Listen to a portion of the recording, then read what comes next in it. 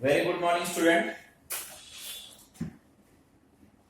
Student, now we are going to see the next और मैं बोल सकता हूँ second last question in final account, which is 2001. And number wise, this question is question number 14. And next one is the question number 15 is the last question.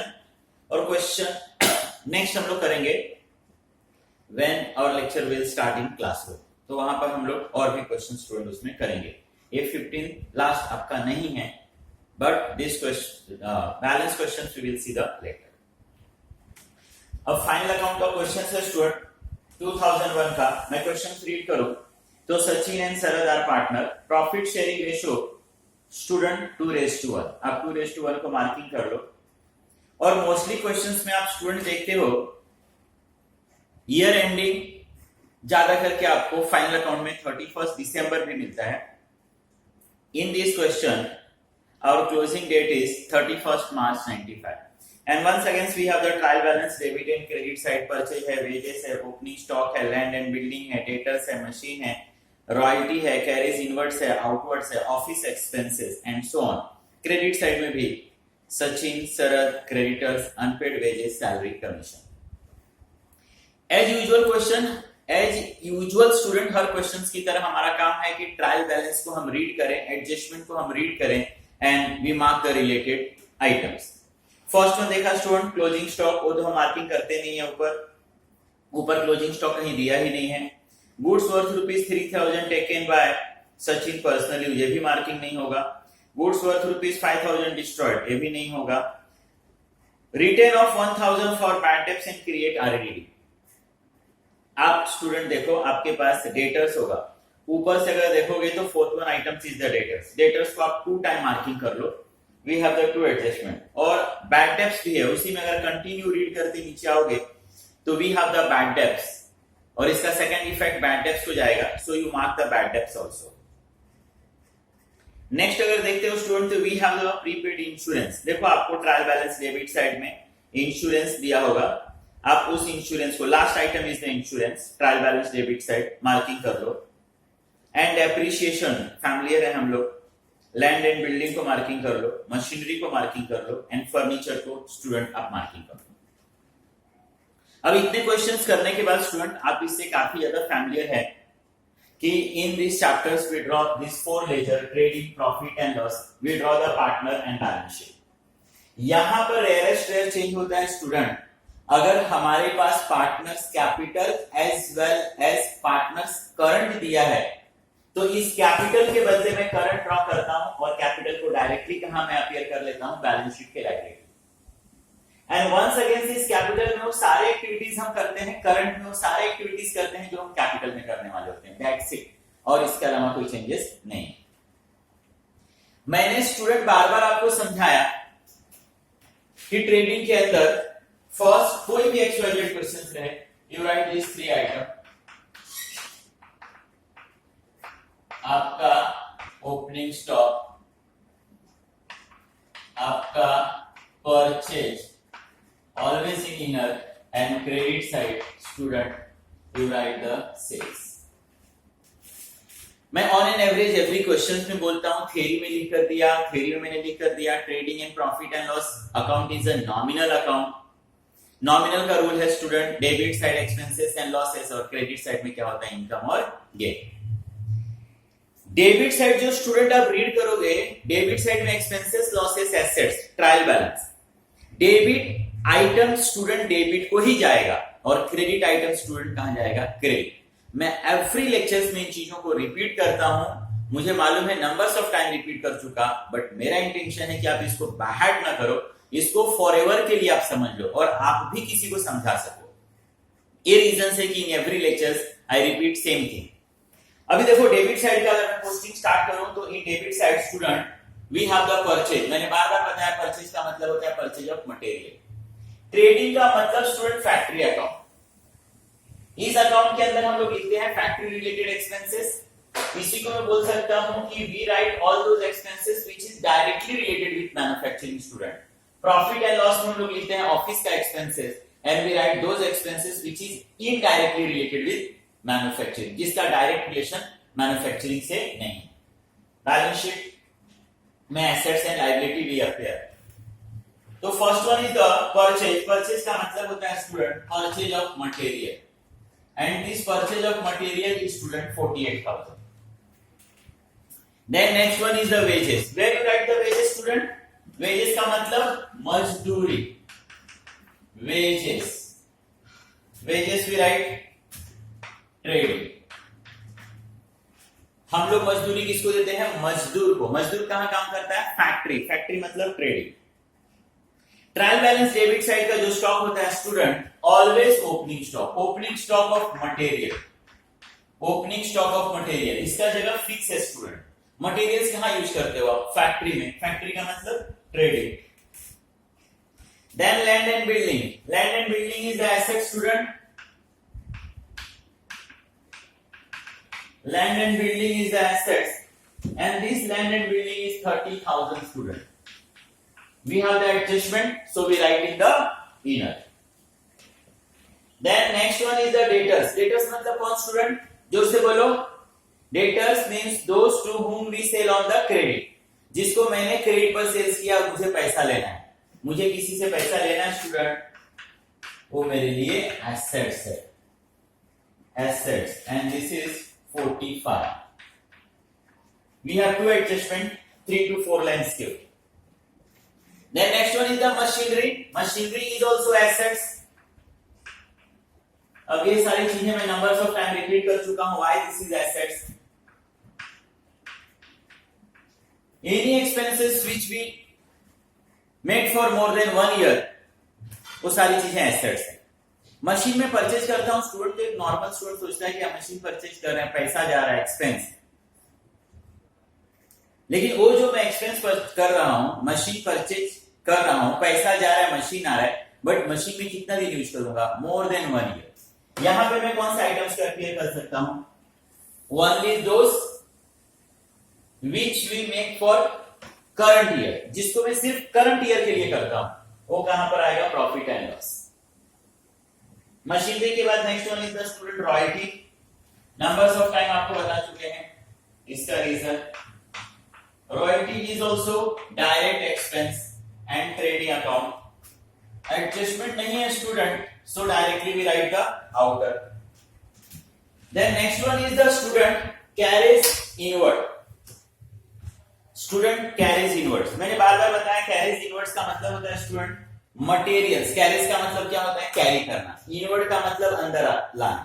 मतलब कोई चीज जो हम अंदर लेकर आ रहे हैं उसका कैरेज एक्सपेंसेस हम दे रहे हैं, उसको कैरी करने का एक्सपेंसेस दे रहे हैं. कैरेज इनवर्ड्स का मतलब मटेरियल लाने का खर्चा, which is trading. Carries inward 1300. Carries outward. Out का मतलब स्टूडेंट बाहर जाना, मतलब कोई चीज में कैरी करके बाहर लेके जाना. तो आप ही बताओ ना कौन सी चीज कैरी होके बाहर जाती है? बना हुआ गुड्स. तो कैरीज आउटवर्ड का मतलब बना हुआ गुड्स बाहर ले जाने का खर्चा. This is indirect expenses student, not directly related with manufacturing. Manufacturing से रिलेशन इसका नहीं है. अगर मैं 2 दिन 4 दिन 5 दिन 10 दिन बाद भी लेकर गया तो मेरा इमीडिएट मैन्युफैक्चरिंग बंद होने वाला नहीं है. तो carriage outward is profit and loss.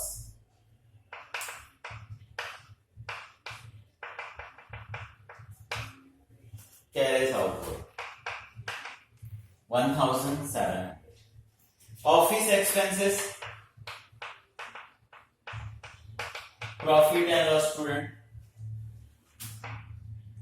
2550. Then next one is the bad debt student. Bad debts is also loss for us. Bad debts 750. Power and fuel. Power किसके लिए चाहिए स्टूडेंट? आपको फैक्ट्री को रन करने के लिए. फैक्ट्री मतलब trade. Power and fuel 8,000. Then next one is the furniture. Furniture is also asset student. Furniture is also assets. Next one is the student drawing. Drawing में लिखा है सचिन एंड शरद. सचिन एंड शरद ने drawing किया है, विड्रॉ किया है आपसे पैसे, गुड्स, व्हाटएवर. तो ड्राइंग सचिन और शरद ने किया है. रिलेटेड किससे है? सचिन और शरद से. Sachin and Sharad is a partner. Partners is a receiver. Receiver कहां पर? Debit.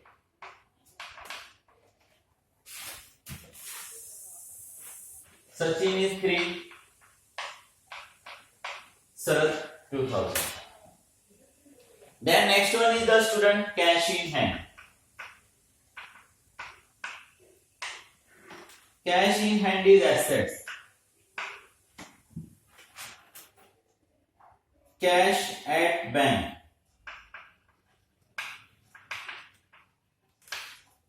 Cash at bank. 4,300. Advertisement, profit and loss. Advertisement is indirect expenses, student, not directly related with manufacturing. And last one is the insurance. Insurance कौन सा expenses है student? Once again indirect expense. Business का हम लोग insurance निकालते हैं for safety purpose. Not directly related with manufacturing. अगर आप इंश्योरेंस नहीं भी निकालो तो आपका मैन्युफैक्चरिंग इमीडिएट बंद हो जाएगा. ऐसा नहीं है. So profit and debit side we have the adjustment. तो मैंने उसको इधर में लिखा. अभी क्रेडिट साइड का पोस्टिंग करेंगे स्टूडेंट. क्रेडिट साइड का पोस्टिंग करोगे तो आपको अगेन और अगेन मैंने रिपीट किया, क्रेडिट साइड में कौन सा आइटम्स आता है? Income, gain, liability. Which come trading, profit and loss, credit, नहीं तो बैलेंस शीट का लायबिलिटी.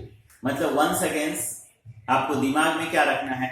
ट्रायल बैलेंस का क्रेडिट साइड का पोस्टिंग कर रहे हो तो आइटम्स भी कहां पर आएंगे? Credit side.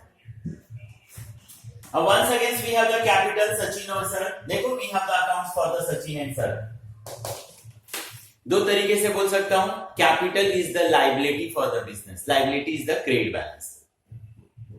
और थोड़ा शॉर्टकट भी बोल सकता हूं, हम क्रेडिट साइड का पोस्टिंग कर रहे हैं. क्रेडिट का आइटम्स कहां पर आएगा? Credit side. By balance brought down 25 and 26. Student, next one is the creditor. Creditor means those from we purchase the material. तो हम लोग जिससे मटेरियल्स परचेज करते हैं क्रेडिट बेसिस पे उसको हम लोग क्रेडिटर्स बोलते हैं. तो क्रेडिटर से आप परचेज कर रहे हो तो उसको आज नहीं तो कल आपको क्या करना है? पेमेंट करना है. क्रेडिटर्स को पेमेंट करना है. बिजनेस के लिए लायबिलिटी है. ऊपर कुछ लाइन स्किप कर देना स्टूडेंट कैपिटल लिखने के लिए. And then you write the creditors, and this creditors is right, amount is 49. Then we have the student unpaid wages. अब wages सिर्फ रीड करके आप उसको ट्रेडिंग मत समझ लेना. wages से पहले भी कुछ लिखा है स्टूडेंट. अनपेड लिखा है. अनपेड. अनपेड का मतलब स्टूडेंट आउटस्टैंडिंग है, बाकी है. वेजेस देना बाकी है. मैंने बार बार आपको समझाया ना कि कहीं से भी हमको पेमेंट लेना है, इट्स एसेट्स फॉर अस, और हम लोगों को ड्यू टू एनी रीजन किसी को देना है, लायबिलिटी फॉर अस. अगर गलती से आप ट्रेडिंग के डेबिट में लिखोगे तो उस समय एक चीज और क्या सोचना, अगर एक क्लिक नहीं हुआ तो. सर ने क्या बोला था? Debit items come debit side, credit items will credit side. तो आप कहां का पोस्टिंग कर रहे हो? क्रेडिट साइड का. क्रेडिट का अमाउंट, क्रेडिट का आइटम्स कभी भी डेबिट साइड में जा सकता है क्या? नहीं. तो यहां पर वेजेस जाने का सवाल ही नहीं होता है. तो मैं फिर से बताया कि क्या लिखा है इसके अंदर? अनपेड. अनपेड का मतलब बताया मैंने स्टूडेंट आउटस्टैंडिंग. वेजेस देना बाकी है, which is liability for us. देखो हो गया unpaid wages, and this unpaid wages is 1000. Then next one is the sales, हमारे लिए डायरेक्ट इनकम, जगह उसका फिक्स है। और क्रेडिट साइड में स्टूडेंट लिखा है कमीशन।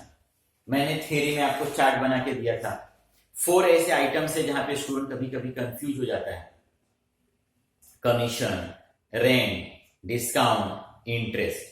वो डेबिट में भी कभी आ सकता है, क्रेडिट में भी आ सकता है, क्योंकि ये सारी चीजें हम पेड भी करते हैं और ये सारी चीजें हम रिसीव भी करते हैं। अब वंस अगेंस्ट कमीशन रीड करके आप ये मत सोच लेना कि एक्सपेंस है, कहां पर दिया है आपको, क्रेडिट साइड। क्रेडिट के आइटम्स कहां पे आना चाहिए, क्रेडिट साइड में, तो ये डेबिट साइड में आ ही नहीं सकता है। अब आपको मालूम पड़ा कि क्रेडिट में आना चाहिए, ठीक है। अब कमीशन का मतलब क्या है, तो कोई भी बंदा किसी के लिए कुछ काम करता है तो वहां से उसको कमीशन मिलता है, और जो काम कराता है उसको कमीशन देना पड़ता है। तो इस समय क्रेडिट साइड में लिखा है, इसका मतलब कि कमीशन हमको मिलने वाला है। हमने कहीं पर किसी के लिए कुछ किया होगा, कोई वर्क पूरा किया होगा, and for that we received the commission. हमको कमीशन क्या हो रहा है, मिल रहा है, इनकम फॉर अस। और इनकम कहां पर आएगा, क्रेडिट साइड।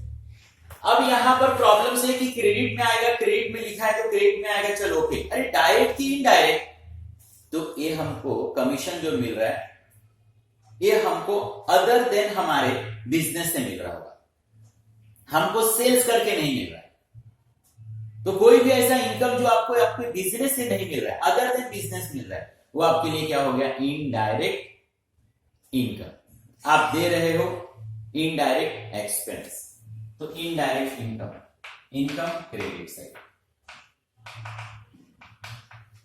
वंस अगेन कोई एडजस्टमेंट नहीं है स्टूडेंट, तो डायरेक्टली आउट है। आई होप यहां पर डेबिट और क्रेडिट का पोस्टिंग स्टूडेंट आपको समझा होगा। Now we see the adjustments. Adjustment भी स्टूडेंट देखोगे तो सारे क्वेश्चंस में अभी एडजस्टमेंट्स आपके बार बार देख रहे हो, रिपीट हो रहा है, कहीं पर भी न्यू एडजस्टमेंट नहीं आ रहा है। सो 2-3 क्वेश्चंस को अगर आप ध्यान से कर लोगे ना स्टूडेंट, तो फाइनल अकाउंट का हर क्वेश्चन आप इजीली कर लोगे। क्लोजिंग स्टॉक, चलो where we write the closing stock का टू इफेक्ट स्टूडेंट, लाउडली बोलो। Yes, closing stock. एक कहां पर बोल रहे हो, ट्रेडिंग का क्रेडिट। अब रीजंस, नंबर्स ऑफ टाइम बताया स्टूडेंट ने। Closing stock 18,500 closing stock. बचा हुआ मटेरियल्स है हमारे पास। अब हमारे पास मटेरियल्स है, लिखने के लिए यहां पे 48 लिखा है, बट रियल में तो 48 यूज नहीं हुआ। 18,500 रुपीज क्या हो गया, उसमें से 18,500 का मटेरियल क्या हो गया हमारे पास, बच गया। तो उसमें से क्या होना चाहिए, माइनस। हम उसको माइनस करके नहीं करके हम लोग कहां लिखते हैं, क्रेडिट से। दोनों का मतलब क्या हो रहा है, same.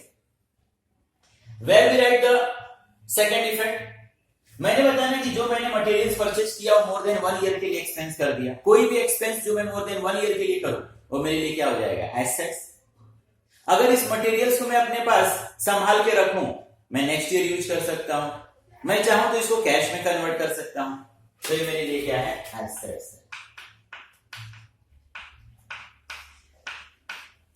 Closing stock, and this closing stock is 18,500. Next, goods worth rupees 3,000 taken by Sachin for his personal use, not entered in the books of account. आपको स्टूडेंट सिर्फ अकाउंट्स में ही नहीं, कहीं भी पढ़ते हो तो उस लाइन का या जो रीडिंग कर रहे हो उसका अगर मीनिंग मालूम हो ना स्टूडेंट, तो आपसे गलतियां होंगी ही नहीं। अगर इस एडजस्टमेंट को मैं अगर ट्रांसलेट करूं हिंदी में, तो इसका एडजस्टमेंट का मतलब हुआ कि सचिन 3,000 का गुड्स लेकर गया, बट उन्होंने बुक्स में रिकॉर्ड नहीं किया। सचिन ने क्या लिया स्टूडेंट, गुड्स। उसने स्पेसिफिक किया है कि गुड्स वर्थ रुपीज 3,000 का उसने क्या लिया, गुड्स लिया। अब आपको सोचना है स्टूडेंट की गुड्स कहां बनता है, बोलो कौन सा अकाउंट है जहां पे गुड्स बनता है, ट्रेडिंग। ट्रेडिंग क्यों सर, ट्रेडिंग का बार बार मतलब क्या बोल रहा हूं, फैक्ट्री। गुड्स कहां बनेगा, फैक्ट्री में। तो हमको ये मालूम पड़ा कि सचिन ने गुड्स लिया, गुड्स कहां बनता है, फैक्ट्री। फैक्ट्री का मतलब ट्रेडिंग। अब मैं आगे कंफ्यूज हो गया कि चल ठीक है, ये तो कंफर्म हो गया कि ट्रेडिंग में आना चाहिए, लेकिन डेबिट में कि क्रेडिट में। तो अब फिर से सोचो, सचिन ने गुड्स लिया, गुड्स रियल है, गुड्स बिजनेस में से जा रहा है, गोज आउट। गोज आउट कहां पर आएगा, क्रेडिट। ये हो गया गुड्स रिटर्न बाय सचिन। कितना स्टूडेंट? 3000। अब आपको नेक्स्ट क्या सोचना है, गुड्स किसने लिया? सचिन ने। सचिन क्या स्टूडेंट? पार्टनर है यहां पर। सचिन क्या है? नाम, पर्सनल, रिसीवर। और पर्सनल में रिसीवर कहां आता है स्टूडेंट? Debit side. तो सचिन के debit side. I hope everyone understood. Goods worth rupees 5,000 were destroyed by fire. Insurance company admitted the claim 3,500. इसको आप इंपॉर्टेंट एडजस्टमेंट करो स्टूडेंट 12th स्टैंडर्ड में। आई होप यही एक ऐसा एडजस्टमेंट है जिसका हम 3 इफेक्ट्स लिखते हैं। आप मोस्टली फैमिलियर किससे हो? 2 इफेक्ट से। ये एक ऐसा एडजस्टमेंट जिसका 3 इफेक्ट है, तो इसको एक इंपॉर्टेंट कर लो। अब ये एडजस्टमेंट बोल रहा है कि 5,000 रुपीज का goods destroyed by fire and insurance company, हमने उसका इंश्योरेंस निकाला, हम इंश्योरेंस कंपनी के पास गए और इंश्योरेंस कंपनी ने हमारे क्लेम को 3,500 रुपीज से सिर्फ एक्सेप्ट किया। तो वंस अगेन सोचते हैं कि यहाँ पर क्या है, तो यहाँ पर क्या जल गया स्टूडेंट? गुड्स। गुड्स कहाँ बनता है? फैक्ट्री। फैक्ट्री मतलब स्टूडेंट ट्रेडिंग। गुड्स जल गया ना, गुड्स रियल जल गया मतलब उतना गुड्स हमारे पास से क्या हो गया? चला गया। Goods real goes out credit. तो ये है goods destroyed by fire। कितना स्टूडेंट? 5। हम इंश्योरेंस कंपनी के पास गए, हमने इंश्योरेंस निकाला था। इंश्योरेंस कंपनी ने बोला डोंट वरी, मैं आपको 3,500 रुपीज एज अ कंपनसेशन दूंगा। दिया नहीं उसने, दूंगा बोल रहा है, एक्सेप्ट द क्लेम। तो स्टूडेंट हमको 3,500 रुपीज इंश्योरेंस कंपनी से आने वाला है, मिलने वाला है, हमको कहीं से पैसे आने वाले हैं। Assets, insurance claim 3,500। अब स्टूडेंट यहां पर प्रॉब्लम से हुआ कि हमारा 5,000 टैली नहीं हो रहा है। हमारा गुड्स कितने का जला? 5,000। तो इंश्योरेंस कंपनी ने देना भी कितना चाहिए था? 5,000। बट इंश्योरेंस कंपनी कितना देने को रेडी हुआ स्टूडेंट? 3,500। मतलब यहां पर मुझे 1,500 का इस गुड्स के डिस्ट्रॉयड होने से 1,500 रुपीज का मुझे क्या हो गया? Loss. Where we write the loss student? Profit and loss. कहां पर? डेबिट।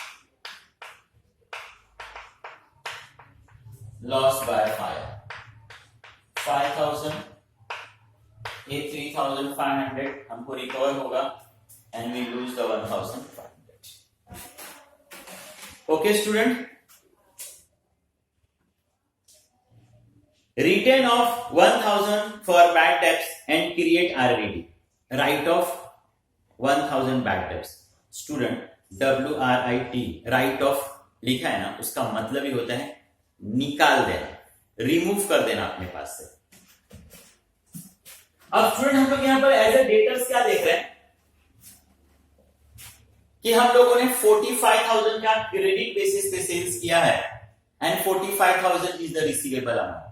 हमको फ्यूचर में 45,000 रुपीज हमारे कस्टमर से मिलने वाला है। बट जब हम लोग अकाउंट्स करने लगे as a owner, as a partner, मैंने अकाउंटेंट को पूछा कि अकाउंटेंट डेटर से 45,000 रुपीज मिलना है हमको। डेटर्स ने बोला नहीं सर, 1,000 रुपीज सर आप निकाल दो, 1,000 रुपीज का बैड डेब्ट्स हो गया है। मतलब कोई सो एंड सो पर्सन होगा, कोई हमारा कस्टमर होगा जिससे अब हमको 1,000 मिलने वाला नहीं है। तो ट्रूथ तो ये है स्टूडेंट कि अब 45 नहीं मिलने वाला है, अब 44 ही मिलने वाला है, क्योंकि 1,000 हमारा क्या हो गया? लॉस। किसी कस्टमर से मिलने वाला नहीं है। तो जब मिलने वाला नहीं है तो उसको लिख के मतलब नहीं है।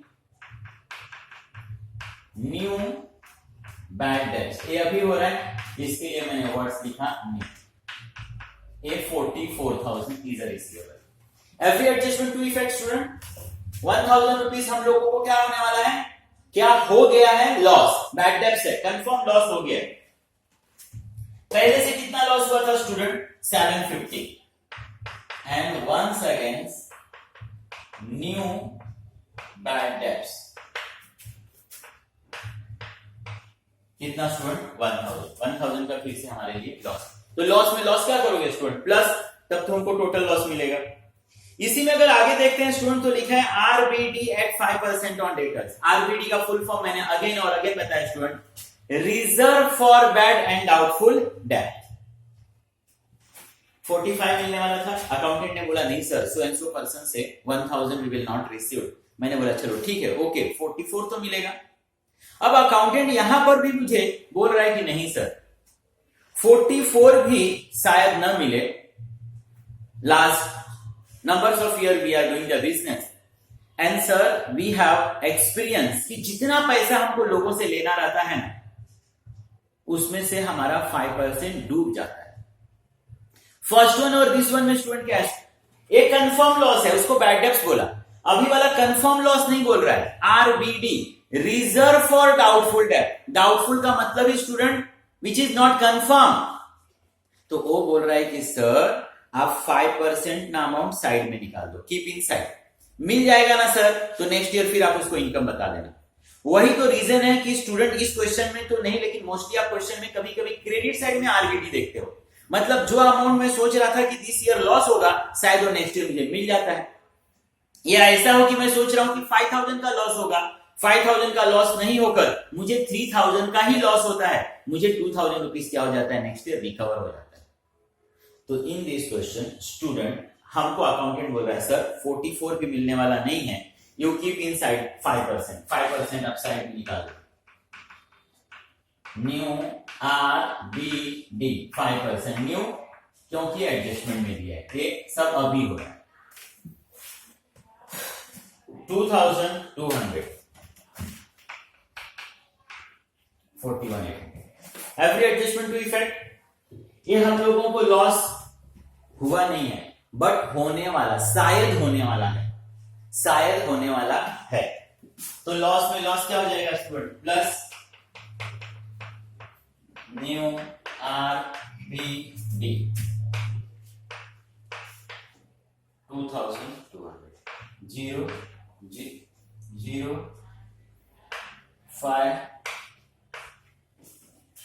3950। Okay student, insurance is paid for year ended 30 June 1995। Student हमारे क्वेश्चन का ईयर एंडिंग तो 31 मार्च है, मींस हम लोगों को इस फाइनल अकाउंट के अंदर only those expenses and those income consider करना है विच इज अप टू 31 मार्च, न तो कम न तो ज्यादा। हम 1 ईयर का अकाउंट लिखते हैं।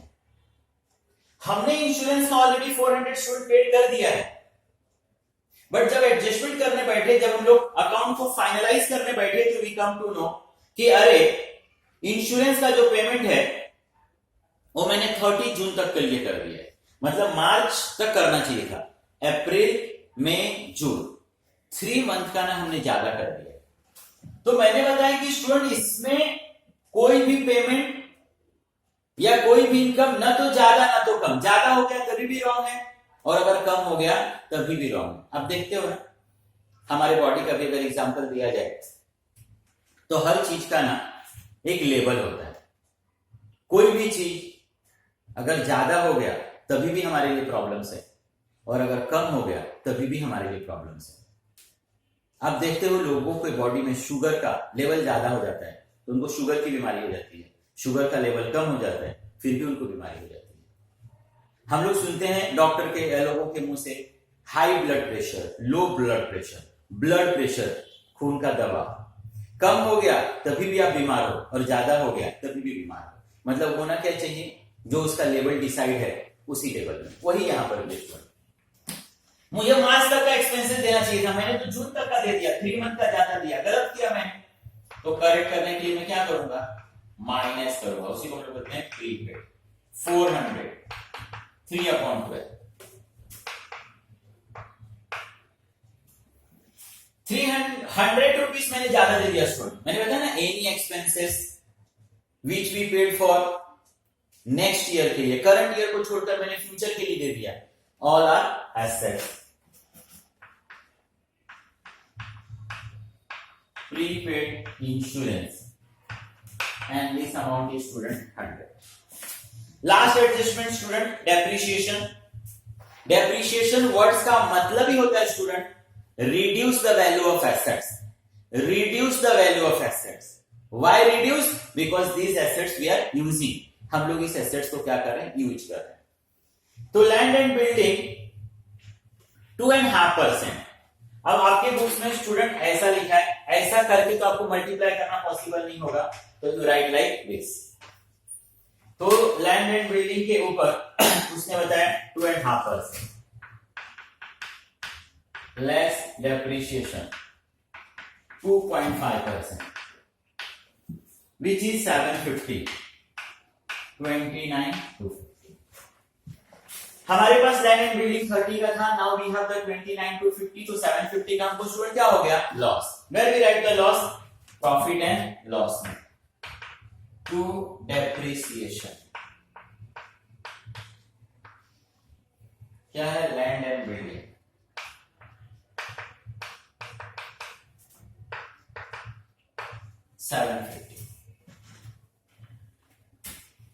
Machinery 10%. Student see machinery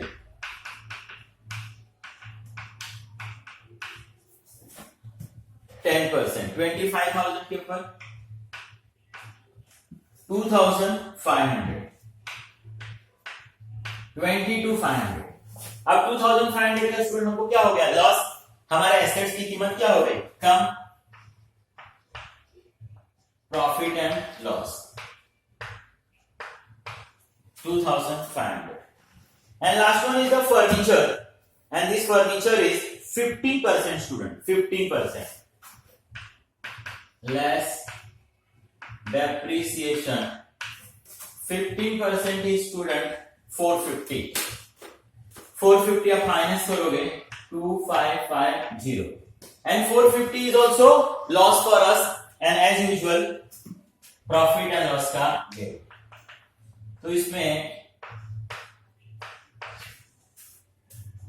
final account के अंदर देखोगे स्टूडेंट कोई भी इसके अंदर मिरेकल नहीं हो रहा है, चीजें काफी क्या है? इजी है. तो you try your level best कि आप इन चीजों को अच्छे से करो. अबे 0 5 5 10 10 1700 is the depreciation.